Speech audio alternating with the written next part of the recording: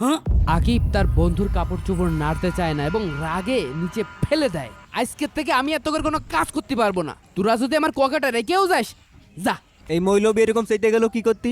তুই কাপড় ফেললি কে এইভাবে? আজকে সারাদিনই তোকের ব্যবহার দেখে আমি একটা জিনিস বুঝতে পারিছি, যে তোরা আমার বন্ধু বলেই মনে করিস না। তোদের কাছে বন্ধুত্বের মানে হলো টাকার অহংকার দেখানো, দারিদ্রতা নিয়ে মজা করা। তোদের এই আধুনিকতার চোখে আমি তো তোদের বন্ধু হয়ে উঠতে পারিনি। তোরা তো রঙিন চশমা পরে রয়েছিস। বন্ধু, আমি গরিব হতে পারি, কিন্তু আমার ইমামতির 4,000 টাকা আমার কাছে যে সুখ দেয়, তোদের 10,000 টাকাও সেই সুখ দেয় না। আজকে সারাটা দিন তোদের সাথে যে আমি থাকলাম, তোরা আমার সাথে কি করলি? ট্রলারে চললি, স্পিড বোটে চললি, মোটর সাইকেলে চললি, আবার মজা করে সবাই গোসলও করলি। কই তোরা তিনটে মানুষ একটা বারও কি কইছিস বন্ধু চল গোসল করে নে? আমাদের কি করলি? এই জামা প্যান্ট টানালি, পাহারা দিয়ালি। আমি কি দারোয়ান নাকি যে এগুলো পাহারা দেবো? তোরা কি মনে করিস